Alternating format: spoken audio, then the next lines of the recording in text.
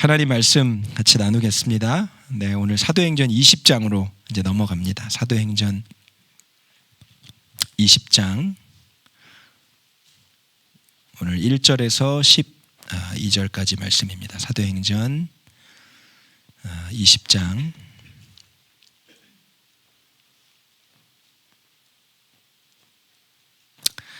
1절에서 12절 우리 한 절씩 교독해서 읽고요. 우리 12절은 함께 읽도록 하겠습니다. 소요가 그침에 바울은 제자들을 불러 권한 후에 작별하고 떠나 마게도냐로 가니라. 그 지방으로 다녀가며 여러 말로 제자들에게 권하고 헬라에 이르러 거기 석 달 동안 있다가 배 타고 수리아로 가고자 할 그때에 유대인들이 자기를 해하려고 공모함으로 마게도냐를 거쳐 돌아가기로 작정하니 브로의 아들 소바도와 데살로니가 사람 아리스다고와 세군도와 더베 사람 가이오와 및 디모데와 아시아 사람 두기고와 드로비모라.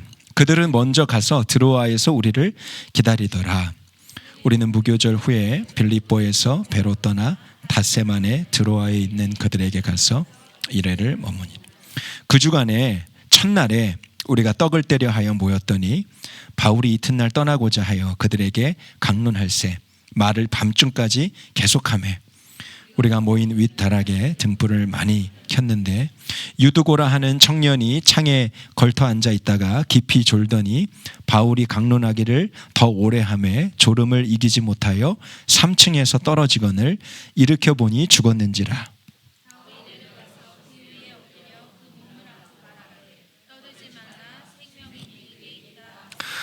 올라가 떡을 떼어 먹고 오랫동안 곧 날이 새기까지 이야기하고 떠나니라. 사람들이 살아난 청년을 데리고 가서 적지 않게 위로를 받았더라. 아멘. 하나님 말씀입니다. 오늘 말씀 정리하는데 하나님이 예배에 대한 말씀 주셨습니다. 예배가 얼마나 중요한지, 예배를 통해서 하나님이 우리에게 어떤 은혜와 복을 주시는지 오늘 말씀 통해서 깨달은 것을 함께 여러분과 나눴으면 좋겠습니다. 지난주 말씀 복습하겠습니다. 지난주 말씀 1, 2차 전도여행 마치고 파송받은 안디옥으로 이제 왔다가 거기서 한 1년쯤 정도 머무르고요. 3차 전도여행을 떠나죠.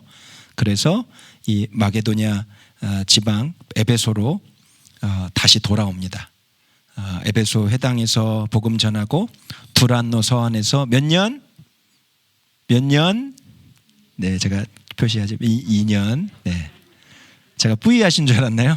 네, 2년. 네, 그래서 에베소 모든 시민들이 다 복음을 듣고 예수 이름을 알게 되었더라. 이상한 해괴한 그런 진리를 전하는 마술사들도 자기들의 책 다 가져와서 불태우고 예수를 믿는 역사도 일어납니다.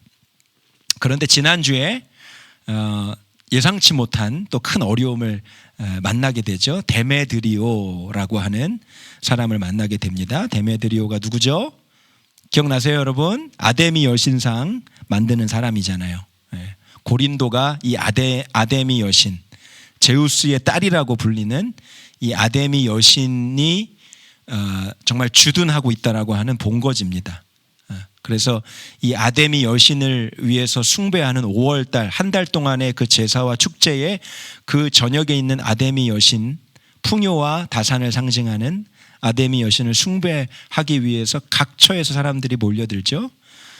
수많은 사람들이 몰려듭니다. 그래서 자기에게 복을 가져다 준다고 하는 그 신상, 여신상을 집에다가 하나씩 다 두고 집에다가 또 신상을 차려놓고 이렇게 아데미 여신을 숭배하는 사람들이 에베소에 가득했는데 그 아데미 여신상을 조각해서 파는 사람, 은장이죠. 그리고 이 사람은 사실 아데미 여신상 제조업 협회장이라고 말씀드렸어요.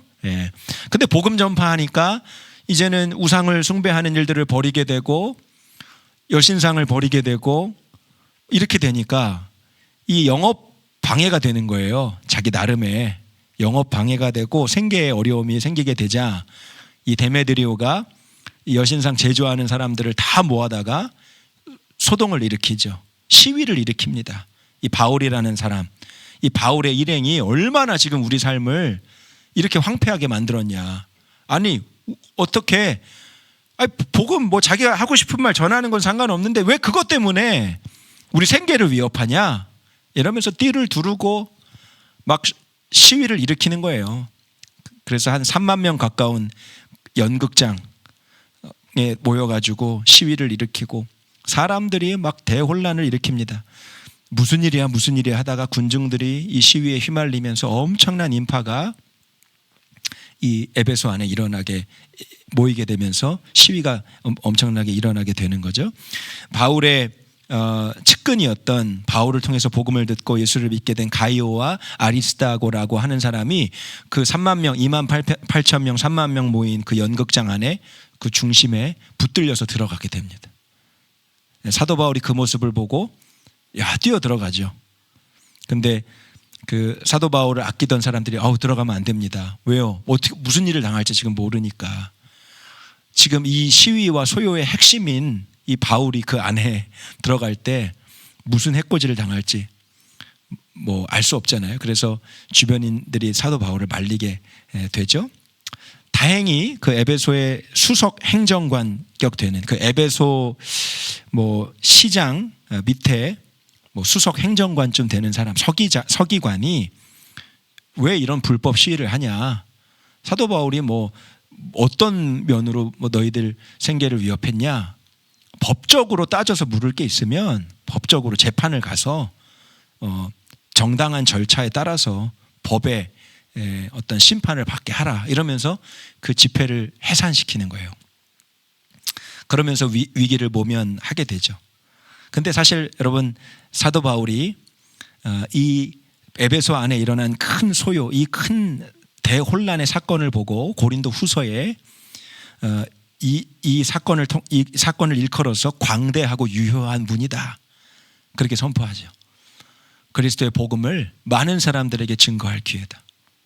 사도 바울은 그 생명을 복음 전하는 것에 완전히 올인하고 드린 자였기 때문에 어디서 어떻게든 복음을 전할 수 있다면 자신의 생명도 아깝지 않고 드렸던 자가 사도 바울이었어요. 그래서 그 위기와 같은 상황을 복음 전하는 기회로 삼으려고 했던 사람이 사도 바울이었고, 예수님을 믿고 제자로 살아가는 우리 모두가 예수님께서 우리에게, 사도 바울뿐만 아니라 우리에게 주신 명령, 땅끝까지 이르러 복음을 전하고 모든 족속으로 제자를 삼으라는 주님의 명령, 주님의 말씀을 우리도 지켜 행하는 자가 되자.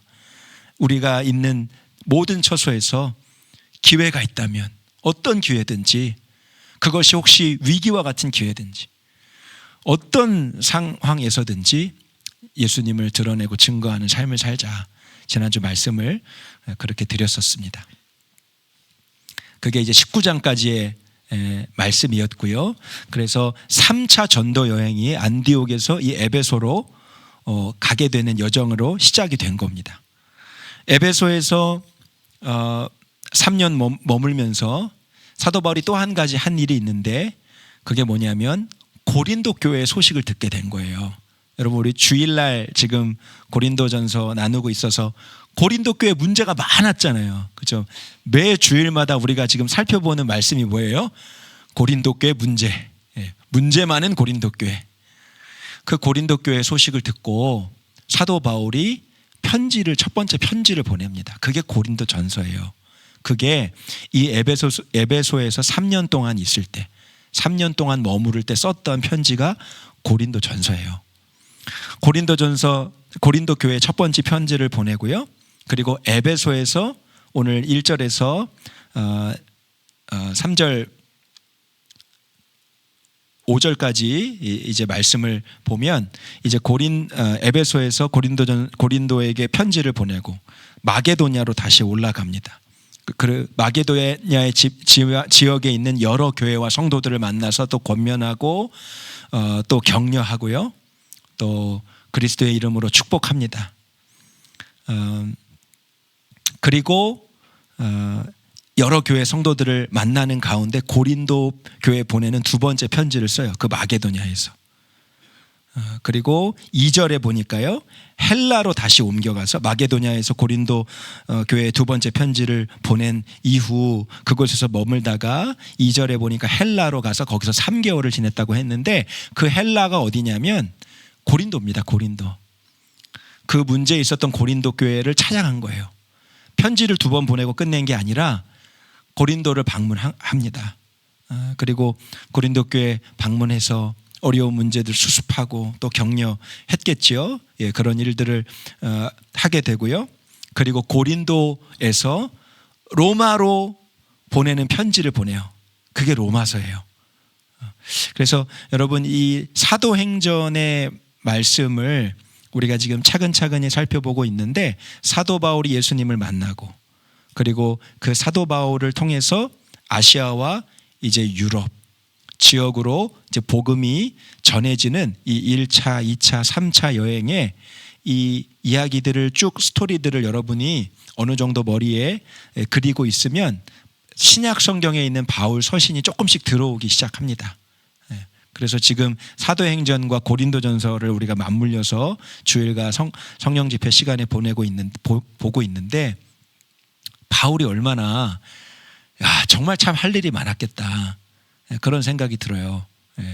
담임 목사니까 목사님 할 일이 많으시죠, 이런 얘기를 하시는 분들이 많습니다. 근데 사도 바울 사도행전을 읽어보니까 저는 뭐 일도 아닌 것 같아요.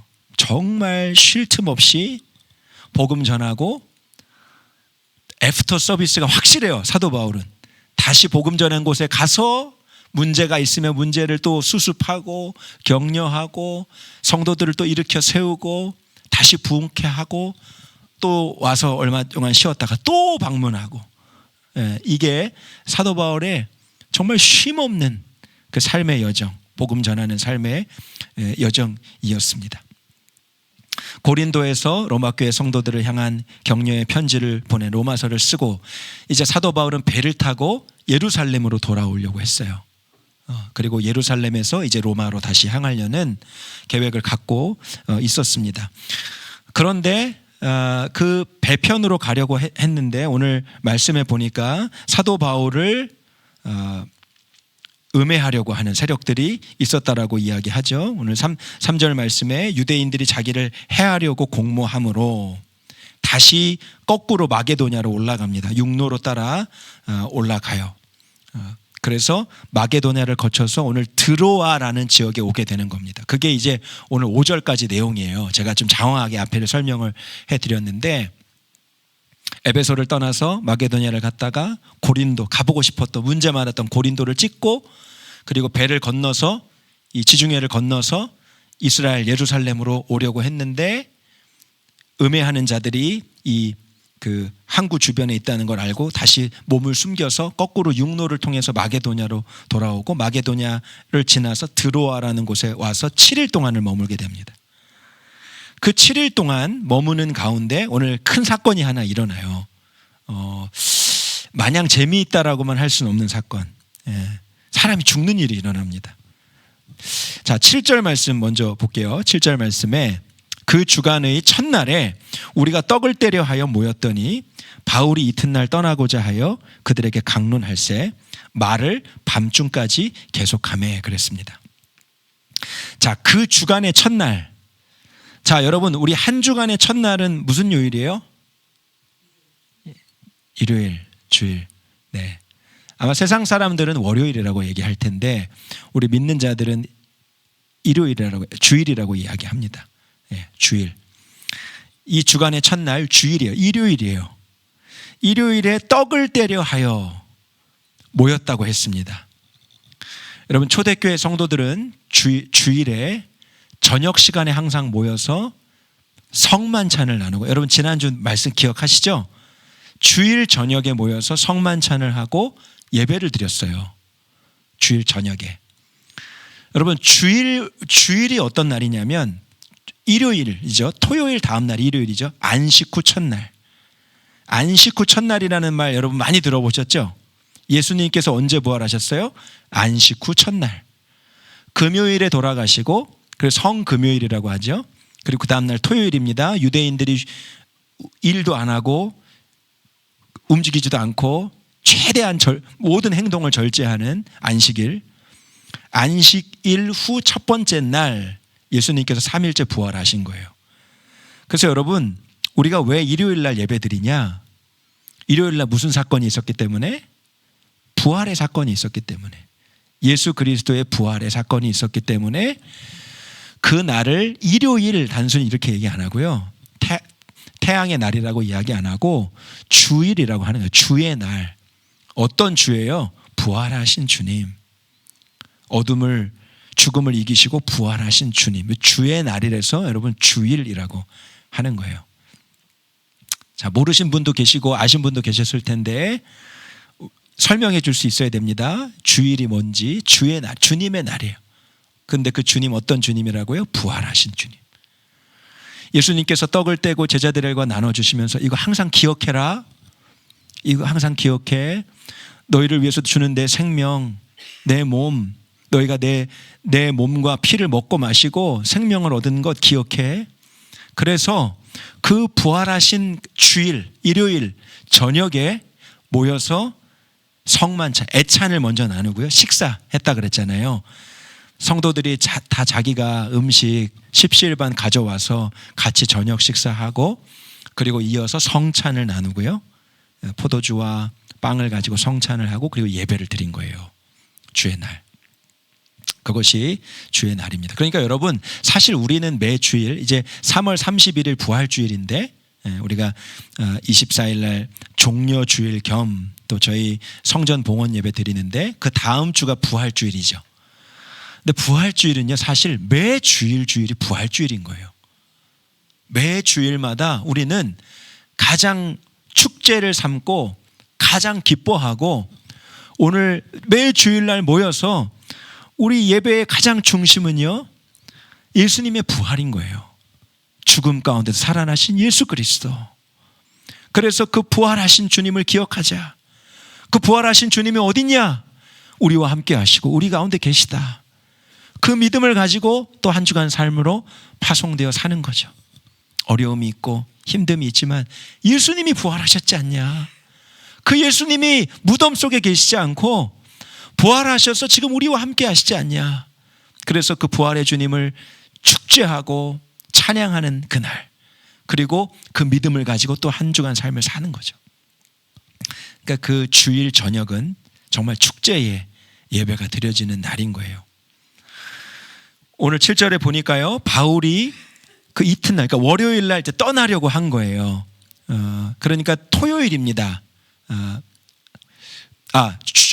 주일이고 그 다음 날이 월요일, 이제 월요일 날 이 드로아를 떠나려고 한 거예요. 이 드로아를 떠나게 되면서 사도 바울의 3차 전도 여행, 한 3-4년 걸치는 사도 바울의 3차 여행이 이제 거의 종지부를 향해서 가고 있어요. 그러니까 이 드로아에서 어떻게 보면 마지막 복음 전할 수 있는 기회일지도 모른다라는 생각을 했었을지도 모릅니다. 내일이면 이곳을 떠나요. 이 에베소와 마게도니아 지역을 떠납니다. 그래서 사도 바울이 너무나 마음이 간절했던 것 같아요. 애찬을 하고 성만찬을 나누고 예배를 드리면서 말씀을 전하기 시작하는데 말이 끝나지 않아요. 그들에게 강론할 새 말을 밤중까지 계속하며 한 6시, 7시쯤 이제 식사하고요. 7시 반, 8시 이제 예배가 들어갔는데 10시가 돼도 말씀이 안 끝나요. 11시가 됐는데 12시가 됐는데도 입에 막 거품을 물고 사도 바울이 또 한 가지가 있습니다. 또 한 가지. 첫째로, 둘째로, 셋째로 하면 보통 목사의 말씀이 끝나잖아요.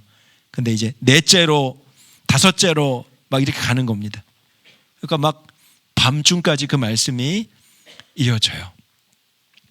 자, 성도들이 드로아의 한 집에 모였는데 이렇게 말이 길어지면서 말씀이 계속해서 깊어지는 겁니다. 그런데 그만 어떤 청년 하나가 높은 다락방 창틀에 앉았다가 떨어져 죽은 거예요. 그게 유두고라 하는 사람입니다. 8절 9절이에요. 우리가 모인 윗다락에 등불을 많이 켰는데 유두고라 하는 청년이 창에 걸터 앉아 있다가 깊이 졸더니 바울이 강론하기를 더 오래 하매 졸음을 이기지 못하여 3층에서 떨어지거늘 일으켜 보니 죽었는지라 이렇게 돼 있어요. 예. 이 예배드리는 현장을 알 수 있는 인포메이션이 이 8절 9절에 몇 가지가 좀 있어요. 그게 뭐냐? 8절에 보면 모인 그 무리들이 등불을 켰다 그랬죠. 등불을 켰다. 근데 등불을 얼마나 켰냐? 많이 켰대요. 그러니까 모인 장소가 사실 얼마나 했을지는 잘 몰라요. 그게 뭐 한 40평 됐는지 뭐 50평쯤 됐는지 60평 100평인지 모르겠어요. 200명이 들어갈 수 있는지 300명이 들어갈 모르겠는데 다락방이니까 사실 뭐 얼마나 많은 사람이 들어갔겠습니까? 그러나 그 공간을 가득 채울 만큼 사람들이 앉은 거예요. 그러니까 뭐 이 정도라고 친다면 한 200명 되는 사람들이 이 우리들 교회 성전되는 곳에 꽉 차 앉아 있는 거예요. 안 보이니까 등불을 많이 켰다라는 거. 많은 사람이 모인 겁니다. 그리고 두 번째 인포메이션은 윗다락이라고 돼 있죠. 다락방에 모였어요. 근데 유도가가 떨어진 곳이라고 했는데 3층에서 떨어졌다고 얘기합니다. 그러니까 3층 집 구조인데 3층이 다락방으로 돼 있는 거예요. 그 다락방에 사람들이 모여 있었던 거예요. 창에 걸터 앉아 있었다. 우리는 창이 없지만 이렇게 창이 있고 창틀이 있고 이렇게 난간 같은 게 있었겠죠. 그러니까 그 난간에 걸터 앉을 정도였으니까 아마 사람이 정말 꽉꽉 들어차 앉았던 것 같아요. 그래서 그 창틀에 걸터 앉을 정도로 앉은 겁니다. 생각해 보세요. 여러분 이 좁은 공간에 3층입니다. 맨 옥상 방이니까 사람들이 가득 모였어요. 열기가 얼마나 뜨거웠겠어요. 그리고 등불을 켰다 그랬잖아요. 그러니까 아마 산소가 부족했을 수도 있겠죠. 공기가 매우 탁했을 거라고 예상을 합니다. 그리고 사람들이 막 덕지덕지 막 이렇게 같이 붙어 앉아 있는 거예요. 그러니까 불쾌지수는 상당히 높았을 것 같아요. 막 붙어 앉아 있고 공기는 안 좋고 덥고 앉을 자리 없고 여기서 말씀 듣다가 일어나면 집에 가면 사도 바울의 지금 이 열정적인 말씀 앞에 초를 치는 분위기일 것 같고 꾸역꾸역 앉아 있는 사람들이 있었다는 상상이 여러분 되세요?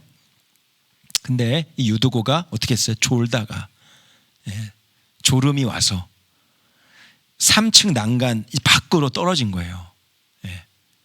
그러니까 여러분 3층 집에서 그냥 떨어진 겁니다. 창문에 걸터 앉아가 떨어진 거예요. 3층에서 떨어졌으면 사실 거의 살아날 수 있는 가능성이 없죠. 살아날 수도 있지만 오늘 말씀은 죽었다라고 돼 있어요. 일으켜 보니 죽었는지라. 호흡이 멎었어요. 물리적으로 이 생물학적으로 사람이 죽었습니다. 심정지가 온 거예요. 얼마나 큰일이 일어난 거예요. 예배드리다가 사람이 죽었잖아요. 근데 여러분 어떤 그 주석 강해 설교자나 또 어떤 분들은 이 유두고를 굉장히 못마땅하게 이렇게 평가하시는 분이 있어요. 그래서 이렇게 말씀의 결론이면 절대로 말씀 시간에 졸면 안 된다. 죽을지 모른다. 여러분 졸리신 분 계세요? 네. 좀만 참으세요. 네. 한 10분, 15분이면 저는 끝납니다. 네. 저는 뭐 10시까지 할 얘기도 없습니다. 저는 못해요. 저는 사도 바울이니까 그렇게 한 거죠. 그러니까 어떤 분은 거기서 인사이트를 뽑을 수도 있죠. 하나님이 말씀이 선포되는 그때 정말 말씀에 집중하고 또 말씀을 사모하는 마음을 가져야 된다. 뭐 이렇게 말씀을 결론 내리시는 분도 있더라고요. 근데 여러분 오늘 이 유두고에 대한 힌트가 또 하나가 있어요. 자, 9절에 유두고라 하는 누구로 돼 있어요? 청년으로 돼 있죠. 근데 이 청년이라는 그 원 단어가 파이스라는 단어인데 종이란 뜻도 있어요. 종. 유두고는요 젊은 종이었던 거예요. 근데 여러분 주일날 언제 모였다고요? 저녁에. 왜 저녁에 모였는지 아세요? 그 주일은요 우리처럼 휴무일이 아니에요. 주일은요 똑같이 일하는 날이에요. 유대인들에게만 토요일 안식일 쉬는 거예요. 그러니까 나머지 사람들은요 휴무 개념 요즘처럼 주 6일 근무제, 주 5일 근무 이런 거 없어요. 주일에도 일한 거예요. 그래서 저녁에 모인 거예요. 아침에 뭐 11시 예배, 뭐 9시 예배가 아니고요. 6시, 7시에 모인 거예요. 일 끝나고 모인 거예요. 일을 해야 되니까. 근데 유두고는 누구라고요? 청년은 청년인데 종이었을 것이다. 그 원어의 단어를 보고 추측해 볼 수 있는 거죠. 여러분, 종이니까 편안하게 쉬었겠습니까? 하루 종일 종살이 하다 온 거죠. 뭐 때문에? 예배가 있어서. 함께 모이는 예배를 사모해서 온 거예요. 너무 고단해요. 육신의 피로가 이렇게 겹쳐 있어요. 근데 3층 다락방에 올라가는데 사람들이 막 엄청 모여 있네. 공기 안 좋고 산소는 점점 희박해져요. 이 유두고를 좀 좋게 생각해서 상상해 보면 자기 이렇게 의자에 앉아 있다가 바닥에 앉아 있다가 임산부 아줌마가 오셨네. 자리를 막 찾고 계시네. 집사님 여기 앉으세요. 그리고 본인이 창가에 걸터 앉지 않았을까. 그런 상상을 해보는 거예요. 여러분, 이 유두고가 예배에 대한 갈망과 사모함을 가지고 왔죠. 종이었기 때문에 종살이를 최선을 다해서 하고 와서 누군가에게 자리를 양보하진 않았을까? 그래서 자기가 창가에 걸터 앉진 않았을까요? 그리고 말씀과 예배가 시작이 되는데 점점 눈이 감겨요. 산소도 부족하고 공기도 안 좋고 열기는 뜨겁고 말씀은 끝날 생각을 안 하고 그러니까 점점 졸음이 옵니다. 그러다가 그만 정신을 놓칠 정도로 잠이 들어서 고개가 획가닥했는데 그만 창문 아래로 떨어져 버린 거예요. 결론적으로는요, 정말 큰 위기가 찾아올 뻔했죠. 자, 근데 10절에 바울이 말합니다. 바울이 내려가서 그 위에 엎드려 그 몸을 안고 말하되 떠들지 말라. 생명이 그에게 있다. 분명히 죽었다라고 먼저 9절에 기록되어 있어요. 죽었어요. 죽은 게 맞습니다. 그런데 사도 바울이 정말 안타까운 마음으로 그 유두고를 끌어안고 그에게 기도한 거예요. 청년이 살아납니다. 기적적으로 살아납니다. 그 호흡이 어떻게 돌아왔는지는 뭐 설명할 길이 없죠. 하나님께서 살려주셨다라고 밖에는 말할 길이 없어요. 그래서 결론적으로 이 유두고가 3층 다락방에서 떨어졌다가 죽음을 맞이했는데 기도를 통해서 살아난 거죠. 사람들이 막 아우성을 치고 난리가 난 거예요. 예배드리다가 봉변당했으니까요. 그런데 사도 바울이 그를 위해서 떠들지 말아라. 소란스럽게 하지 말아라. 안정을 찾아라. 정신 똑바로 차려라. 그리고 함께 기도한 거죠. 그리고 그가 살아난 겁니다. 11절에 올라가 떡을 떼어 먹고 오랫동안 곧 날이 새기까지 이야기하고 떠나니라. 막 지금 천국과 지옥을 오고 간 거죠. 성도들이 죽었다가 살아났어요. 움직여봐. 팔 움직여. 숨 쉬어져. 괜찮아? 괜찮다고. 박수가 터지고 환호성이 터지고 할렐루야 하나님 감사합니다. 할렐루야 하나님 감사합니다. 자, 신기한 건 뭐예요? 11절에 올라가서 뭐 했대요? 떡을 뗐대요. 떡을 뗐다. 뭐 한 거예요? 성찬을 한 거예요. 다시 성찬을 또 한 거예요. 이 죽었다가 살아난 유두고를 보면서 여러분 누가 생각난 거예요? 예수 그리스도. 죽은 나사로 다시 살아나신 예수 그리스도. 너희가 이 빵과 포도주를 먹을 때마다 기억해. 너희를 위해서 내가 주는 내 생명이야. 그 죽은 감격, 그 죽음에서 살아난 감격을 가지고 성도들이 다시 다락방에 모여서 주의 성만찬을 다시 나눈 거예요. 부활하신 주님이 우리와 함께 계시구나. 오늘은 정말 부활하신 주님의 날이구나. 그러면서 하나님을 찬양하고 서로 또 이야기하다가 감격에 복받쳐서 서로 주님 찬양하고 예배하고 서로 이야기까지. 그러니까 그 날을 그냥 날이 꼴딱 새버렸어요. 12절에 사람들이 살아난 청년을 데리고 가서 적지 않게 위로를 받았더라. 이 말씀을 새롭게 이 유두고에 대한 종이었다라는 그 청년이라는 정보를 말씀을 준비하면서 보다가 깨닫고 참 얼마나 은혜를 받았는지 몰라요. 단순히 졸다가 그냥 죽어가지고 사람들한테 핀잔받을 만한 그런 사람이 아니구나. 분명히 예배의 갈망과 사모함을 가지고 온 사람인 거죠. 여러분, 이 부활하신 주님의 날에 이 유도고가 살아났다라는 말씀이 또 큰 은혜가 됐습니다. 부활하신 주님을 기뻐하고 찬양하고 경배하는 그 날에 이 유두고를 살리신 정말 주님의 역사가 있지 않겠나. 여러분, 이 유두고가 우리의 삶이 아닐까요? 한 주간 정말 심신이 지쳐서 정말 주님 바라보려고 애쓰면서 살다가도 죄에 넘어지기도 하고 세상에 넘어지기도 하고 정말 주님의 역사를 기다리면서 기도했는데 고난이 찾아오고 계획했던 사업 자꾸 안 되고 몸에 병은 들고 그래서 이 예배에 찾아오는 성도들 생각이 났어요. 여러분이죠, 여러분. 여러분 주일날 예배 가운데 오실 때 승리의 기쁨을 갖고 오신 분도 있지만 마음이 지치고 상하고 소망도 없고 살아갈 의욕도 안 생기고 그렇게 해서 오시는 분들이 참 많이 있는 것을 알게 되죠.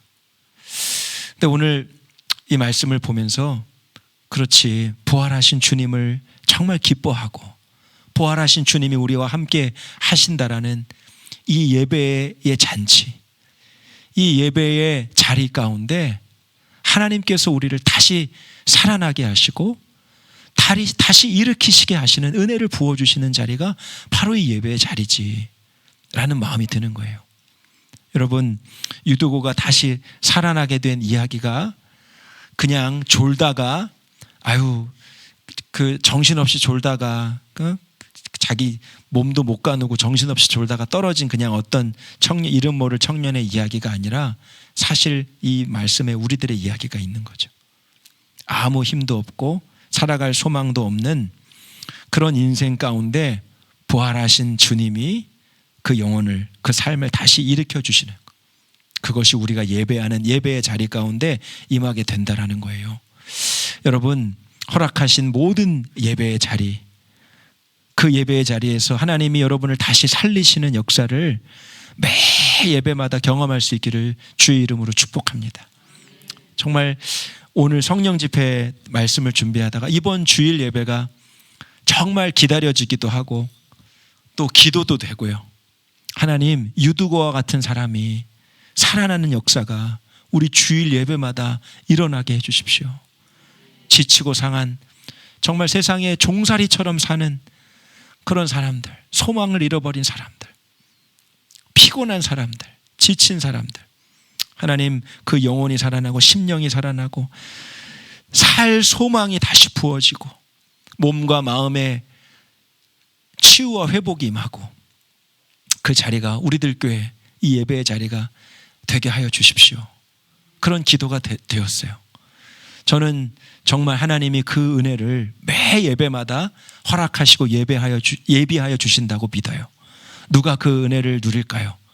유두고와 같이 힘들고 피곤하고 지치고 그리고 정말 힘든 인생이지만 그 예배의 자리를 귀하게 여기고 그 예배의 자리를 소중히 여기고 찾아오는 사람들, 그 사람들에게 하나님이 부활의 능력으로 임하여 주시는 줄 믿습니다.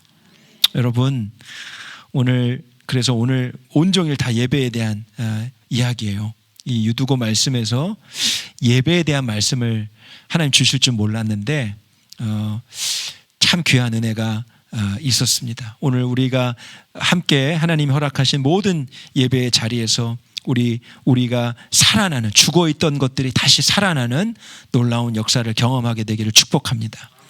여러분, 예배 시간에 좀 졸아도 좋아요. 예. 나오셔요. 일단 나오셔요. 나오신 분들한테 또 다시 나오시라고 하는 말이 좀 이상하게 하지만 여러분, 예배의 자리를 항상 사모하여 오십시오. 부활의 주님이 예배 자리를 사모하는 자들에게 놀랍게 임하여 주십니다. 함께 찬양할까요? 우리 나의 기도하는 것보다 우리 아까 찬양했던 찬양, 더욱 응답하실 하나님, 나의 생각하는 것보다 더욱 일하시는 주님. 주님은 하여튼 우리의 죽은 영혼을, 심령을 이 예배를 통해서 살리신다. 그러니까 여러분, 죽어있는 것들을 살려주시는 자리가 예배의 자리니까, 부활의 능력이 임하는 자리가 예배의 자리니까, 예배의 자리를 놓쳐서 되겠습니까? 안 되겠습니까? 우리가 사모하는 심령으로 나와야 되겠죠. 오늘 그런 마음으로 함께 우리 찬양하고 기도하겠습니다.